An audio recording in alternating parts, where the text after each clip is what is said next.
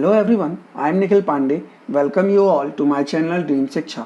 Students, last session में हमने chapter 1 networking concept को एंड किया था. आई होप वो चैप्टर आपको अच्छे समझ में आया हो और आपको समझने में आसानी भी हुई हो.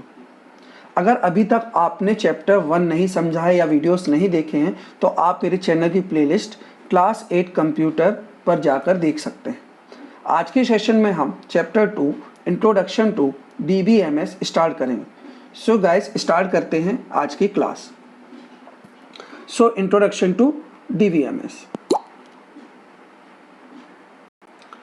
Data has no meaning in its raw form, but when it is converted into information, it can be easily interpreted. Raw form मतलब कि आप बोल सकते हो कच्ची इन्फॉर्मेशन जो आप रफली ऐड कर सकते हो, तो उसकी कोई मीनिंग नहीं होती. जो रफली डेटा आप ऐड करते हो उसकी कोई मीनिंग नहीं होती. बट जब एक ये इन्फॉर्मेशन की तरह कन्वर्ट हो जाता है तो हम इसको ईजिली समझ सकते हैं और ईजिली इंटरप्रिटेट कर सकते हैं. This generate the need to organise data and transform it into meaningful information. तो अब नीड क्या होगा, जब इन्फॉर्मेशन हमको सही से मिलेगी तो हम इसको क्या करेंगे, डेटा को अच्छे से ऑर्गेनाइज कर पाएंगे और इसको मीनिंगफुल इन्फॉर्मेशन में क्या कर पाएंगे, कन्वर्ट कर पाएंगे या ट्रांसफॉर्म कर पाएंगे. Information is the, let me take a pointer. Information is the important elements in one's life. अब इंफॉर्मेशन हमारे लिए एक इंपॉर्टेंट एलिमेंट है, हम जानते हैं. जैसे कि आपको स्कूल की इन्फॉर्मेशन लेनी होती है, क्लास में क्या हो रहा है, क्या नहीं हो रहा है, कैसे पढ़ना है, ये क्या एक तरीके की इन्फॉर्मेशन है. तो ये एक इंपॉर्टेंट एलिमेंट है, हमारी लाइफ में हर चीज़ को कनेक्ट करता है. ठीक है. From a child to an old man और professional to a home maker, everyone need information. एक बच्चे से लेके एक बुजुर्ग तक और एक प्रोफेशनल से लेकर होम मेकर तक सभी को क्या है, इन्फॉर्मेशन की ज़रूरत पड़ती है. ठीक है. It is essential to provide a structure to data which can be achieved with the help of a database. अब इससे क्या हुआ, इंफॉर्मेशन तो है, अब इसको एक स्ट्रक्चर प्रोवाइड करना है ना. इसको एक स्ट्रक्चर प्रोवाइड करने की जरूरत पड़ी ताकि हम डेटाबेस में इसको फीड कर सकें और जो इन्फॉर्मेशन है उसको और अच्छी बना सके और इजीली हम इसको देख पाएँ, है ना, और प्रोडक्टिव हो वो भी. ठीक है. The information should be maintained in such a manner that it can be easily presented in a desired format. अब हमने क्या सोचा कि जो इन्फॉर्मेशन है, मैंने आपको अभी एक्सप्लेन किया था, उसको हम इस तरीके से मेंटेन कर पाएँ कि जो इन्फॉर्मेशन हमको प्रेजेंट हो वो हमको जैसे फॉर्मेट में चाहिए हो वैसे फॉर्मेट में मिल जाए. जैसे कि मेरे पास इन्फॉर्मेशन है क्लास 5th से क्लास 8th तक की, तो मुझे अगर क्लास 6th के किसी स्टूडेंट की इन्फॉर्मेशन चाहिए तो मैं उसे ईजिली निकाल पाऊँ. इस तरीके से मैं उसको डेटाबेस में फीड करूँ. ओके. तो इस तरीके से चीज़ें होंगी डेटाबेस में. ठीक. In this chapter you will learn about the basic concept related to the database that will help you to cultivate better understanding of MS Access, the relational database management system from Microsoft Office Suite. तो इस chapter में हम किसके बारे में पढ़ने वाले हैं, डेटाबेस के बेसिक कॉन्सेप्ट के बारे में, जिससे आप बेहतर तरीके से MS Access को सीख पाएंगे. और MS Access में जो रिलेशनल डेटाबेस मैनेजमेंट सिस्टम होता है माइक्रोसॉफ्ट ऑफिस सूट में, आपको पता है, तो उसको हम बेहतर तरीके से क्या कर पाएंगे, सीख पाएंगे. सो गाइस, स्टार्ट करते हैं आज की क्लास विद द डेटाबेस. ठीक है. ये आपका इंट्रोडक्शन पोर्शन था. Now database, it is an organised collection of information that can be easily accessed, managed and updated. अब ये क्या होता है, कलेक्शन ऑफ इंफॉर्मेशन होता है. डेटाबेस क्या होता है, ऑर्गेनाइज्ड मतलब सिस्टमेटिकली अरेंज रहती है इंफॉर्मेशन और बहुत सारी इंफॉर्मेशन का कलेक्शन होता है जिसको हम इजीली एक्सेस भी कर सकते हैं, मैनेज भी कर सकते हैं और जब चाहें उस इंफॉर्मेशन को अपडेट भी कर सकते हैं. Okay. Now the overall purpose of a database is to record and maintain information that is relevant to the organisation and necessary for making decisions. अब सबसे ज़्यादा पर्पस क्या है इसका पर्पस है कि हम डेटाबेस को रिकॉर्ड कर सकें. जो भी हमारा डेटाबेस है उसको हम रिकॉर्ड करके सेव करके अपने पास रख सकें. अपनी इन्फॉर्मेशन को हम क्या कर सकें, मेंटेन कर सकें. जब भी मुझे इन्फॉर्मेशन चाहिए मैं उसको मेंटेन कर लूँ, मतलब मेरे को कुछ करेक्शन भी करना है तो मैं एडिट कर लूँ, है ना. जैसे आज मैंने इन्फॉर्मेशन फीड की, 10 दिन बाद उसको मेरे को अपडेट करना पड़े तो मैं उसको अपडेट कर दूँ उसी में, है ना. मेरे को ज़्यादा फिर से इन्फॉर्मेशन लिखने की ज़रूरत ना पड़े. तो इससे क्या होगा कि मैं इजीली इन्फॉर्मेशन को अरेंज कर पाऊंगा, है ना. तो एक तरीके से पर्पस क्या आया कि मैं अपने डेटाबेस का रिकॉर्ड रख पाऊँ और इन्फॉर्मेशन को मेंटेन कर पाऊँ जो कि रेलिवेंट होता है, बिग ऑर्गेनाइजेशन में होता है या नेसेसरी फॉर मेकिंग डिसीजन. और हम इससे क्या होता है, क्विकली डिसीजंस ले पाते हैं इन्फॉर्मेशन को देख के. मतलब हमको इन्फॉर्मेशन ज़्यादा सर्च ना करनी पड़े, इजीली इन्फॉर्मेशन मिल जाए और हम क्विकली क्या कर लें, डिसीजंस ले लें. Okay. A database is an integral part of our daily life. अब डेटाबेस जो है हमारी लाइफ का एक पार्ट ही, ठीक है। Everyone likes to maintain his her personal address diaries wherein one record his her parents address and telephone numbers। अब सभी अपनी लाइफ में क्या करते हैं, मेंटेन करते हैं डेटाबेस। कैसे मेंटेन करते हैं, जैसे आप पर्सनल एड्रेस डायरीज रखते हैं कि फलाना यहाँ रहता है, या कुछ लोग पहले क्या करते थे, अब तो मोबाइल्स हो गए, पहले क्या करते एक डायरी लेते थे कॉन्टैक्ट नंबर की, उसमें ABCD करके डायरी आती थी, आपने देखी होगी, मार्केट में अभी भी आती है, और A वाले नाम लिखते थे, B में B वालों के नाम लिखते थे, कॉन्टैक्ट नंबर लिखते थे। इस तरीके से वो क्या करते थे, अपने डेटा को अरेंज करते थे, ठीक है। Have you ever notice that how do you maintain your address diaries. आपने कभी नोटिस किया कैसे आप डायरी मेंटेन करते थे, मैंने अभी आपको बताया। Well you maintain the information alphabetically and when an information is needed you browse and extract the information quickly. तो आप क्या करते थे, अल्फाबेटिकली रहती थी आपकी डायरी, आपको जब जिसके नाम का मतलब कॉन्टैक्ट नंबर निकालना है या एड्रेस निकालना है तो आप उस चीज़ को खोल लेते थे और ईजिली इन्फॉर्मेशन को पा लेते थे, है ना, आप निकाल लेते थे इन्फॉर्मेशन को। From time to time you keep and on adding the address of new friends. अब जैसे कि आपने डायरी ली है, जैसे ए में कुछ नाम ऐड कर लिए, पर जगह तो काफ़ी रहती थी, जैसे ख़त्म भी हो गई तो नई डायरी ले आई हमने, तो आप अपडेट करते थे, कीप ऑन एडिंग इन्फॉर्मेशन, आप इन्फॉर्मेशन को ऐड करते रहते जैसे जैसे लोगों से जुड़ते थे। जैसे कि मुझे कल मेरा दोस्त अभिषेक था, कुछ दिन बाद मेरा दोस्त क्या बन गया, अभय बन गया, है ना, तो मैंने इसकी इन्फॉर्मेशन को फिर से अपडेट करके ऐड कर लेता था अपनी डायरी में, मैंने उसको उसके कॉन्टैक्ट नंबर को, एड्रेस को ऐड कर लेता हूँ, ठीक है ना। All these various operations like adding, updating, sorting, editing, deleting, etc. are the part of a database। अब ये जो आप करते थे, क्या करते थे, पहले ऐड करते थे, अपडेट करते थे, sorting, editing, deleting, ये सारा जो पार्ट है वो किसका है, डेटाबेस का। A telephone directory, a dictionary, a list of school children and their addresses, a list of grocery items, a catalog in a library index at the back of a textbook, list of different customer in a bank etcetera are the example of a database. तो example क्या होगा database के, telephone directory हो सकती है आपका, dictionary जो है वो भी इसका एग्जाम्पल है, अगर मैं लिस्ट बना रहा हूँ स्कूल चिल्ड्रन की वो भी एक एग्जाम्पल है ना, उनके एड्रेस की अगर लिस्ट बना रहा हूँ वो भी एक एग्जाम्पल है। A list of grocery items, उनको भी मैं क्या कर सकता हूँ, अरेंज करूँगा तो वो भी एक तरीके से एग्जाम्पल है। कैटलॉग होते हैं जो लाइब्रेरी में, उनको भी मेरे को अरेंज करना पड़ता है सिस्टमेटिकली, तो वो भी एक एग्जांपल है। इस तरीके से बहुत सारे एग्जांपल हो सकते हैं, ये बस नहीं, बहुत सारे एग्जांपल हो सकते हैं, है ना। List of a different customer in a bank, अब बैंक में एक कस्टमर तो होता नहीं, बहुत सारे कस्टमर होते हैं तो उनका भी एक डेटाबेस बना के रखते हैं वो। इस तरीके से बहुत सारे एग्जाम्पल्स हो सकते हैं, ठीक है ना। अब आपके किराना शॉप वाले लिस्ट रखते हैं, डेटा रखते हैं, ये मेरे कस्टमर, बहुत सारे एग्जाम्पल होंगे डेटाबेस में, ठीक है। तो वो सब उनकी इन्फॉर्मेशन ऑर्गेनाइज करके रखते हैं। ओके, चलते हैं next. In earlier times it was difficult to maintain a database manually that considered of 100 and thousands of records. अब पहले क्या होता था, पहले तो कंप्यूटर था नहीं, तो हमको ये सब डेटा रखना क्या होता था, मैन्युअली बहुत कठिनाई होती थी। पहले हम डेटा किस में रखते थे, डायरीज में रखते थे या कॉपीज में रखते थे, है ना, तो इनको मैनेज करना थोड़ी सा टिपिकल हो जाता था। Moreover, when a piece of information was to be updated in this system, it has to be done separately in all related file।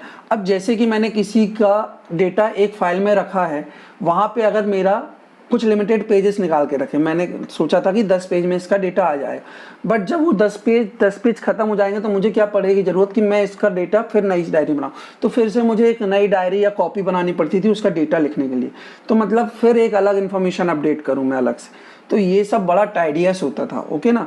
The issues created the need for designing N efficient DBMS which could easily handle vast amount of data and provide centralised control over it. तो ये सारे issues के कारण एक system design होके आया जो कि एफिशिएंटली वर्क करे, दैट इज़ कॉल्ड DBMS, जो आपके सारे डेटा को, बहुत सारे डेटा को हैंडल भी कर सके और एक सेंट्रलाइज्ड सिस्टम दे। सेंट्रलाइज्ड मतलब हम उसको ईजिली एक्सेस कर पाएँ, एक सेंट्रल सिस्टम दे, जैसे कि SBI का एक सेंट्रलाइज सिस्टम है ना, जैसे कि हमारे बैंकों का बैंकों के फादर किसको कहते हैं, RBI, एक सेंट्रलाइज्ड बैंक हो गया वो, है ना, जो सबको ऑपरेट करता है, कंट्रोल करता है, ऐसे ही, ठीक है ना। चलिए समझते हैं एग्जांपल के थ्रू डेटाबेस मैनेजमेंट सिस्टम को।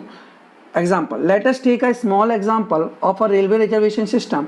इन a single day thousands of train in India follow their scheduled routes and timing, ठीक है। अब क्या होता है, हम रेलवे रिजर्वेशन सिस्टम का एग्जाम्पल ले लेते हैं। एक ही दिन में बहुत सारी ट्रेन होती है, बहुत सारे शेड्यूल होते हैं, उनकी टाइमिंग्स होती हैं। For reservation inquiring purpose you can check the availability of a seat with respect to distance, fare and travelling class etcetera of any train. अब आप जब रिजर्वेशन करते हो, देखो ट्रेनें बहुत सारी हैं, अलग अलग टाइमिंग पे चलती हैं, ठीक है ना, और अलग अलग रूट्स पे चलती हैं। अब इन सारे डेटाबेस को, अगर इन सब के लिए अगर डेटाबेस ना हो, क्योंकि ऑल इंडिया को कवर करती है, अगर इन सब का एक सेंट्रलाइज सिस्टम ना हो, डेटाबेस ना हो, तो ये क्या हो जाएगा, बहुत टफ हो जाएगा चीज़ों को ऑर्गेनाइज करना। तो इन्होंने सिस्टमेटिक ऑर्गेनाइज करने के लिए चीज़ों को क्या यूज़ करते हैं, डेटाबेस का। जैसे कि आप रिजर्वेशन करते हो, आज आप जबलपुर से रिजर्वेशन कर रहे हो, कोई दूसरा उसी ट्रेन का रिजर्वेशन हो सकता है भोपाल से कर रहा हो या दिल्ली से कर रहा हो, तो सीट्स का कंफर्मेशन देखते हैं। सीट्स तो अवेलेबल कितनी रहती है, जैसे मान लो 120 सीट्स, ठीक है, तो वो 120 सीट्स ही रिजर्व होगी ना, तो वो चेक करते रहते, डेटाबेस से कनेक्ट रहता है, तो चेक होता रहता है कि कोई और सीट तो नहीं ले लिया या किसी और ने तो बुक नहीं कर ली। तो इस तरीके से ये क्या मैनेज करते हैं, तो आपको पता चलता रहता है कि सीट्स ब्लैंक है कि नहीं, रिजर्वेशन अभी कितना बचा, आप देखते हैं 44 रिजर्वेशन बचा रहे, अब तो 30 बचा, तो ये सब क्या डेटाबेस से कनेक्ट रहता है, वो कोई और बुक कर लिया है, सीट कहीं और बुक हो गई है ना। तो इस तरीके से ये सारी चीज़ें क्या है, डेटाबेस से ऑर्गेनाइज होती है, तो आपको पता चलती रहती है, अपडेटेड इन्फॉर्मेशन मिलती रहती है। अब आप उसमें डिस्टेंस भी चेक कर सकते हो, कितना डिस्टेंस है, फेयर, ट्रेवलिंग क्लास, कुछ भी चेक कर सकते हो, क्योंकि वो डेटाबेस की तरीके से फीड है ना। जब रिजर्वेशन करते हो तो आप वो डेटाबेस से ही होता है, डेटाबेस में मैनेज्ड है ना, तो आप उससे पता कर सकते हो कि जबलपुर से भोपाल जाने का कितना फेयर लगता है या दिल्ली जाने का कितना फेयर लगता है ना। फिर आप क्लास चेक कर सकते हो, रिजर्वेशन सीट चेक कर सकते हो, कितनी सीट बची हुई है ना, इस तरीके से होता है। चलिए अब एक एग्जांपल आपकी स्कूल लेवल पे ले लेते हैं। Every year the CBSE ICSE state board results are declared in the month of May और जून। अब आपके जो रिजल्ट्स होते हैं, ठीक है, CBSE ICSE स्टेट बोर्ड के, वो मई या जून में बोर्ड क्लास के रिजल्ट आते हैं। मैं बोर्ड क्लास रिजल्ट्स की बात कर रहा हूँ। On the examination portal you simply provide your roll number and you get your names, father's name, detail marks, percentage and division. अब जब आप एग्जामिनेशन पोर्टल को खोलते हैं तो आप इसमें सिंपली क्या डालते हैं, सिर्फ रोल नंबर डालते हैं, और आपको आपके पिता का नाम भी आ जाता है, आपका नाम आ जाता है, आपके मार्क्स आ जाते हैं, और आपकी कितने परसेंटेज और डिवीजन है ये भी आ जाता है। How is this all possible without any mistake. आप बिना किसी मिस्टेक के, कितने स्टूडेंट्स होते होंगे, लगभग 10 लाख समथिंग मान लेते हैं हम, अराउंड होते होंगे, ठीक है, इतने सारे लोगों का डेटा विदाउट मिस्टेक आ जाता है, तो ये सब कैसे मैनेज हो पाता है, तो ये सब मैनेज डेटाबेस के कारण ही हो पाता है ना। तो ये सारा एक, आपसे बोला जाए 10 लाख लोगों का डेटा रटने के लिए आप रट पाओगे क्या, 10 लाख लोगों के नाम रट पाओगे क्या, नहीं, ये बहुत टिपिकल होगा। बट कंप्यूटर कर सकता है ना, कंप्यूटर के पास इतनी कैपेबिलिटी है कि वो 10 लाख लोगों का डेटा अपने पास रख सकता है, अपने डेटाबेस में रख सकता है, और सिस्टमेटिकली अरेंज भी कर सकता है, और आप जब इंफॉर्मेशन मांगोगे वो दे भी देगा। तो ये क्षमता किसके पास है, हमारे पास तो नहीं है, बट कंप्यूटर के पास है। You are now very much clear that there is no human intervention in the information retrieval processes। अब हमको ये चीज़ क्लियर हो गई कि ये आदमी के बस की बात तो नहीं है, ये कोई इंसान तो नहीं कर सकता इस तरीके से डेटाबेस में सिस्टम 10 लाख लोगों का डेटा याद करना, इंसान के बस की बात तो नहीं है, या जब चाहो जब वो बता दे, जब चाहे अपडेट कर दो, बहुत टाइडियस हो जाएगा, ठीक है। And no one expect the computer can work so fast accurate for million of users, bank account holders और स्टूडेंट्स। तो आप किससे एक्सपेक्ट कर सकते हो, ये सब कौन कर सकता है, मिलियन ऑफ यूजर्स का डेटा रखना, बैंक का सबका डेटा रखना, ये किससे आप एक्सपेक्ट कर सकते हो, आप सिर्फ कंप्यूटर से एक्सपेक्ट कर सकते हो, किसी इंसान या किसी और से उम्मीद नहीं रख सकते। तो ये सब एक ही जगह हो सकता है, वो कर सकता है कंप्यूटर का डेटाबेस मैनेजमेंट सिस्टम कर सकता, और कोई नहीं कर सकता, ठीक है ना। कंप्यूटर में भी कौन कर सकता है, डेटाबेस मैनेजमेंट सिस्टम कर सकता है, ओके ना। तो इस तरीके से आप डेटा को अरेंज कर सकते हो। तो there is a powerful software which work at a lightning pace. तो एक सॉफ्टवेयर निकल के आया जो एक तरीके से डेटा के लिए, इंफॉर्मेशन के लिए प्रकाश डाल दिया उसमें एक नई ऊर्जा वर्धी नया सिस्टम बना दिया जो बहुत इफेक्टिव बना दिया। कैसे? This software is known as database management system. तो जहाँ पे हम बहुत सारी इंफॉर्मेशन को मैनेज कर पा रहे हैं, ऑर्गेनाइज कर पा रहे हैं, प्रोडक्टिव इंफॉर्मेशन पा रहे हैं, इफेक्टिव हो रहा है, ये सब किसके कारण पॉसिबल हो रहा है? डेटाबेस मैनेजमेंट सिस्टम के कारण। तो कौन निकल के आया? एक तरीके से डेटाबेस मैनेजमेंट सिस्टम आया। डेफिनेशन समझते हैं इसकी अब, ठीक है। A database management system is a collection of programs that enable one or more users to create, manage and retrieve information from a database. अब एक तरीके से आप DBMS को कह सकते हो कि एक कलेक्शन ऑफ प्रोग्राम है ना, जो एक और बहुत सारे यूजर को, एक नहीं एक से ज़्यादा बहुत सारे यूजर, जितने यूजर्स चाहें यूज़ कर सकते हैं। तो इसने क्या किया? एक प्लेटफॉर्म दिया अपनी इंफॉर्मेशन को क्रिएट करने का, मैनेज करने का और रिट्रीव यानी आपको पुनः प्राप्त करना है, फिर से आपको इंफॉर्मेशन देखना है तो वो भी आप किससे कर सकते हो? डेटाबेस की यूज से।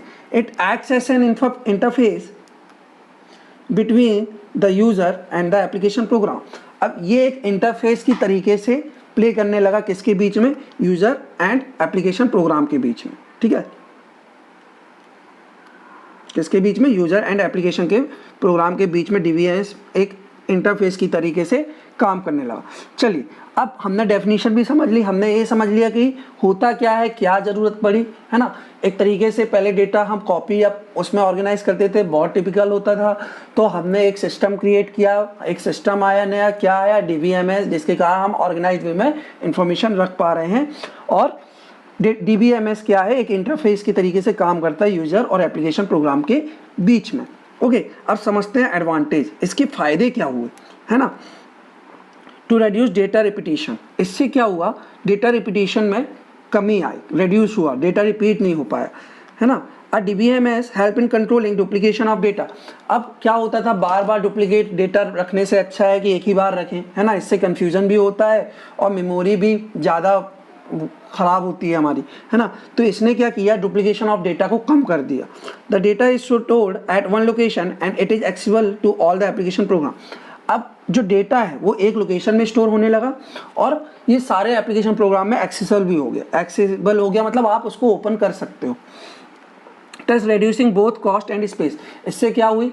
कॉस्ट भी कम हो गई और आपकी जो कंप्यूटर में जो कंप्यूटर या डायरी में जो बहुत सारा स्टोरेज लेते थे, बार बार उसी इंफॉर्मेशन को डुप्लीकेशन ऑफ डेटा करते थे, वो भी कम गया।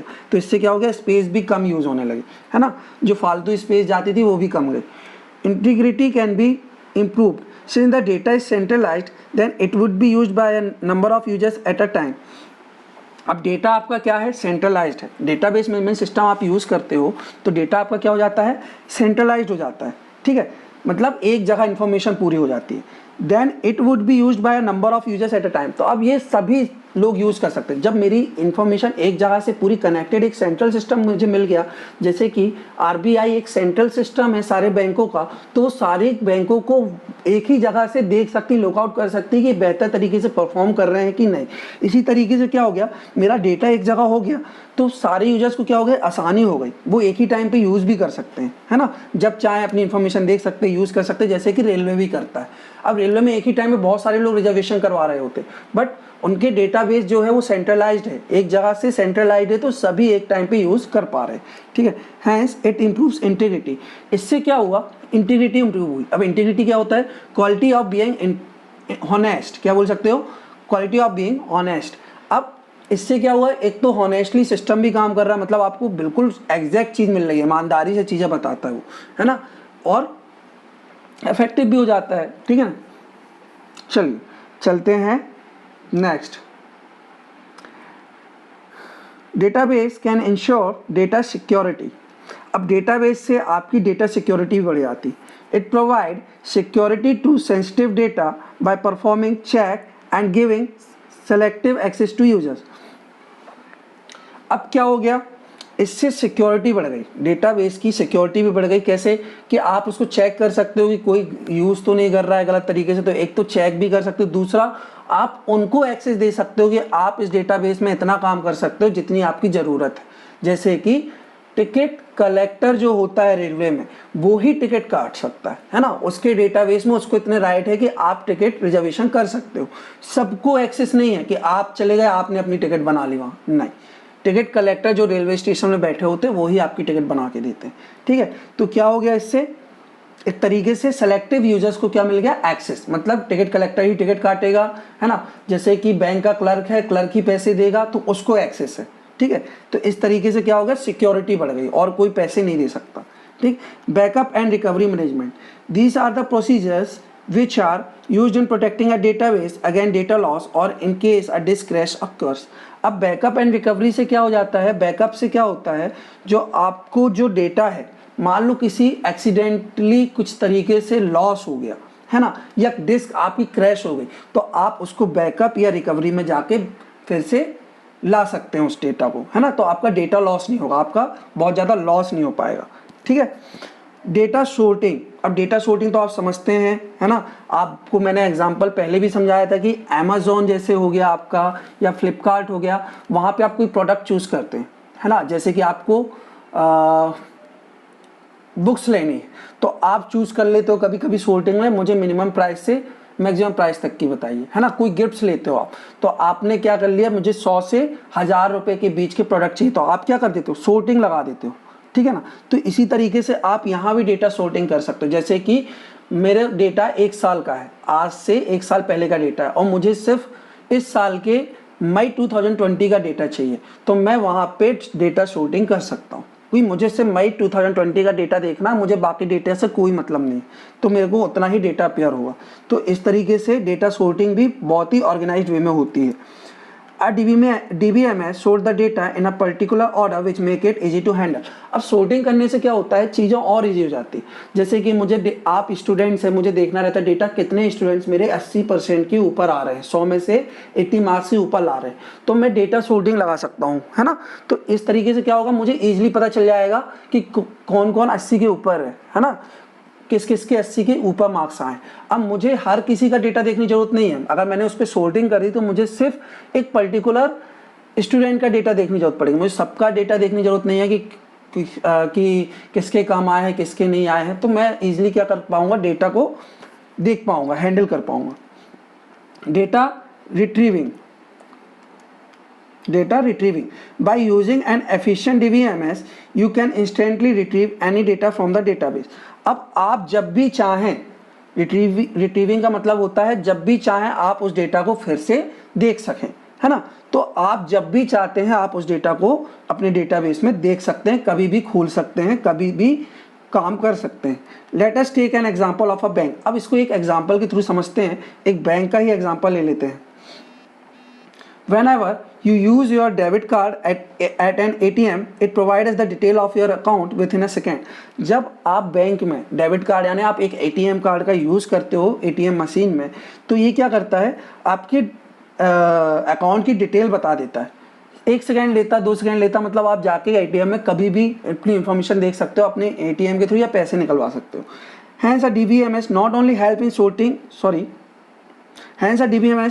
help in sorting large amount of data but also help in quick retrieval of the same।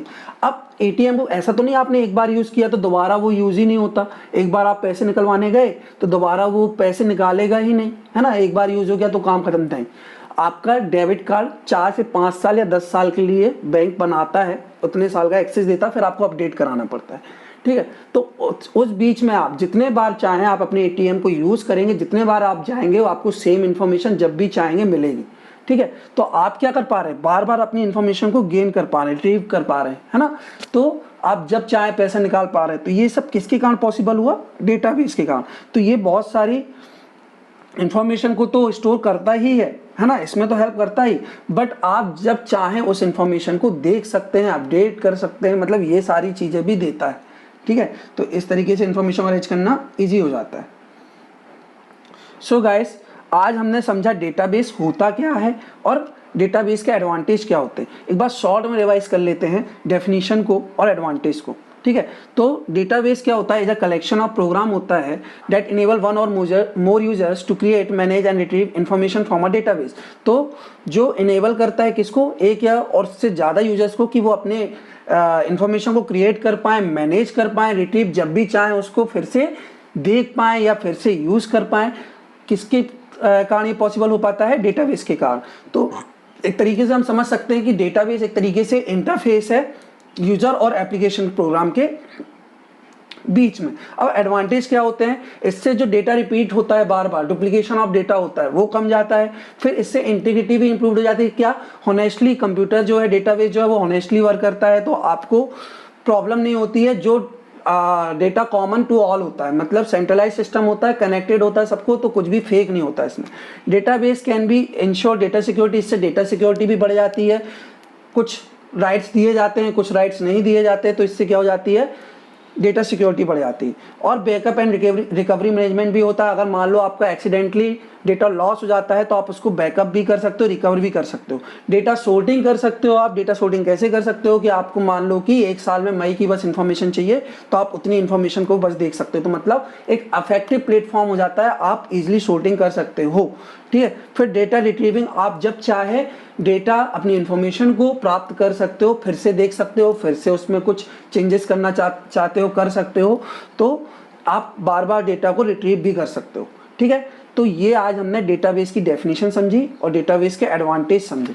Next session में हम टाइप ऑफ डेटाबेस की बात करेंगे और कंपोनेंट ऑफ RDBMS की बात करेंगे, ठीक है। सो गाइस, आज के लिए इतना ही। आई होप आपको सेशन समझ भी आया हो और पसंद भी आया हो। नेक्स्ट सेशन में फिर से मिलेंगे एक नए कॉन्सेप्ट के साथ, नए आइडिया के साथ, और आपके चैप्टर को कंप्लीट भी करेंगे। Till then, thank you. जय हिंद, जय भारत। अगर आपको कोई क्वेरी है तो आप मुझे कमेंट करके भी पूछ सकते हैं। Okay, so guys, thank you. जय हिंद, जय भारत।